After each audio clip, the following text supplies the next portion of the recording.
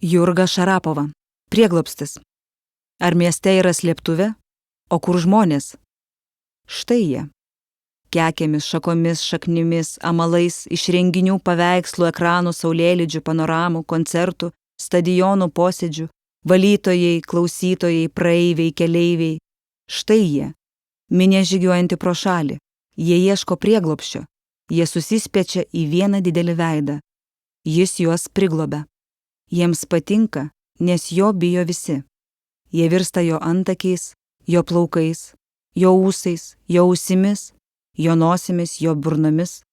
Šioje įvietintoje instaliacijoje, apleistame industrinėme pastate, Šarapova užsimena apie siaurą ribą tarp individo ir masės, priėmimo ir neapykantos, manipuliacijos ir atsakomybės, vilčių ir tikrovės, baimės ir smegenų plovimo, saugumo ir agresijos.